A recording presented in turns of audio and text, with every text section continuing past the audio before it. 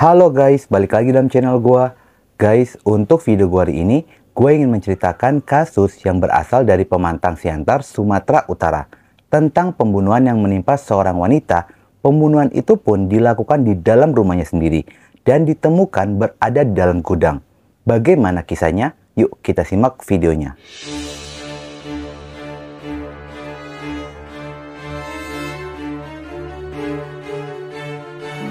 Kisah bermula dari sebuah rumah yang berlokasi di Jalan Medan Area, Kelurahan Proklamasi, Kecamatan Siantar Barat, Kota Pemantang Siantar. Hiduplah seorang wanita lanjut usia bernama Riamsa Boru Nainggolan berusia 72 tahun. Wanita ini merupakan seorang janda yang telah ditinggal meninggal dunia oleh sang suami bernama Tagor Batubara, yang dimana almarhum suaminya merupakan mantan sekretaris daerah periode 2005 hingga 2008. Dari pernikahan mereka pun telah dikaruniai anak tunggal bernama Lamhot Dharma Batubara. Lantaran telah menikah dan memiliki rumah sendiri, Lamhot dan istri menantunya Renata Boru Parhusip tinggal di seputaran Jalan Handayani, Kecamatan Siantar Sitalasari, Kota Siantar.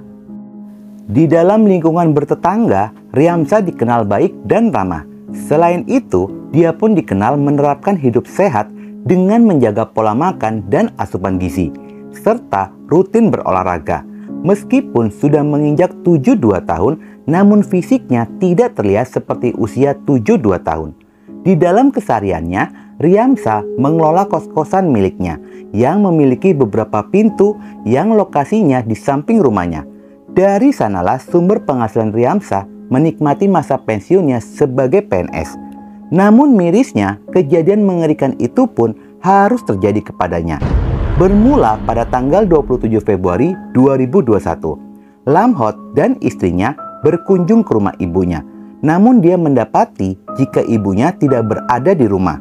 Lamhot sempat menanyakan keberadaannya kepada tetangga sekitaran, namun tidak ada yang mengetahui keberadaannya. Lamhot sang anak sempat menghubungi ibunya melalui ponsel, namun telepon itu pun tidak direspon dan diputuskan mereka menunggu sang ibu untuk datang ke rumah.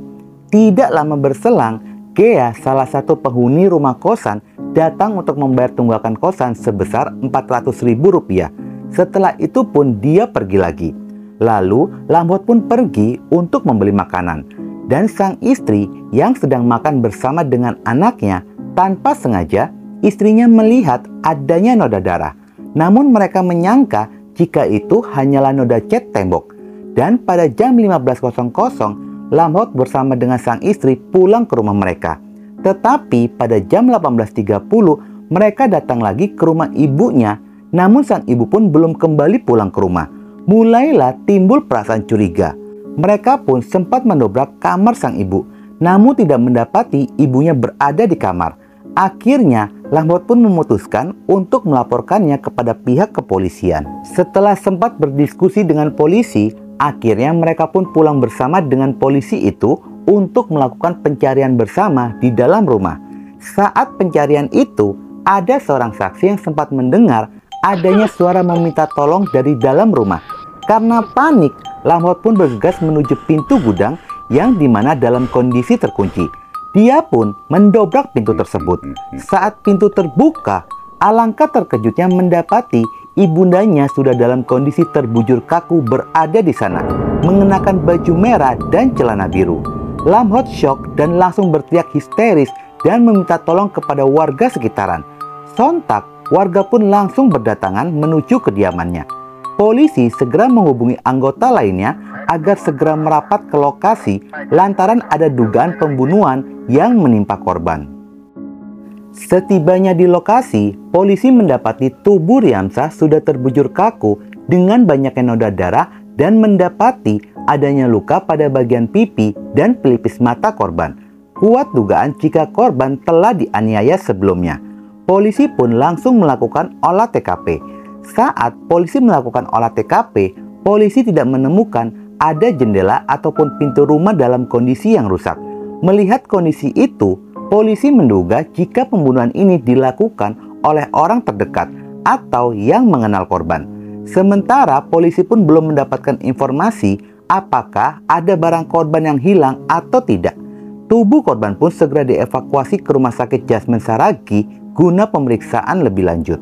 Selain itu, polisi pun menggali keterangan dari saksi yang terkait dengan korban, dan sudah ada 6 orang yang diperiksa oleh pihak kepolisian. Sementara dari keterangan tetangga, hanya 1 orang yang mendengar adanya suara meminta tolong, dan tetangga lainnya tidak ada yang mendengar suara orang meminta tolong. Namun, ada tetangga yang melihat korban melambaikan tangan dari jendela gudang, yang memang lokasi rumahnya tepat di belakang gudang rumah dari korban. Namun saat dicek ke depan rumah, terlihatlah adanya seorang wanita yang sedang menyapu halaman, seperti tidak terjadi sesuatu. Hal itu yang membuatnya hilang rasa curiga dan menyangka jika korban baik-baik saja.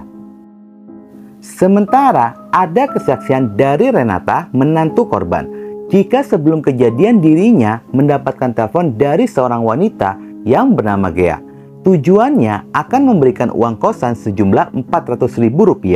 Selain itu, ada saksi yang melihat Gea masuk ke dalam rumah mengenakan baju hitam. Dan itu pun serupa dengan kesaksian tetangga lainnya yang melihat wanita sedang menyapu di halaman rumah. Sementara pihak keluarga pun baru melaporkan jika ponsel dan uang Rp800.000 dikabarkan telah hilang. Namun sejak korban diketahui telah meninggal dunia, Gea pun menghilang. Polisi segera mendalami kasusnya dan mencari keberadaan dari Gea. Pihak kepolisian pun akhirnya mendapatkan informasi mengenai keberadaan dari Gea. Yang diketahui dirinya sedang berada di kawasan Mall Plaza Medan Fair. Polisi pun langsung bergegas menuju ke lokasi. Saat polisi melakukan pengamatan, diketahui jika Gea sedang makan di sebuah rumah makan. Tanpa pikir panjang, polisi pun segera mengamankannya tepatnya 3 hari setelah penemuan tubuh korban. Terduga pelaku ini bernama Rohayani Purba alias Gea, berusia 33 tahun. Merupakan warga Jalan Panegang Bazoga, Kelurahan Tomuan, Kecamatan Siantar Timur, Kota Pemantang Siantar. Kasus ini pun terungkap setelah pelaku Gea mengakui perbuatannya jika dialah merupakan pelaku pembunuhan kepada korban. Pelaku mengaku setelah melakukan pembunuhan, dirinya tidak langsung pergi dari Pemantang Siantar dan sempat menginap di City Hotel yang hanya berjarak 500 meter dari lokasi pembunuhan. Pelaku ini merupakan seorang janda yang telah memiliki 2 orang anak. Seperti pembunuh berdarah dingin, dia mengaku saat berada di hotel, tiba-tiba hasratnya pun meninggi, lalu dia pun menghubungi kekasihnya tanpa menceritakan jika dirinya baru saja melakukan pembunuhan. Di dalam kamar hotel, pelaku memadu kasih dengan kekasihnya. Setelah plong, pelaku menyuruh kekasihnya untuk segera pulang. Dan keesokan harinya dia pun pergi menuju Medan, yang sebelumnya dia pun sempat menjual ponsel korban di kawasan Pasar Horas, Pemantang Siantar. Pelaku mengaku merasa sakit hati kepada korban lantaran korban sering menagih uang bayaran kosan di depan teman-temannya, sambil disertai dengan omelan kepada dirinya, yang membuat pelaku merasa sangat malu. Kejadian bermula saat korban datang ke kosan miliknya yang disewa oleh pelaku. Tujuannya untuk meminta uang sewa kosan tersebut.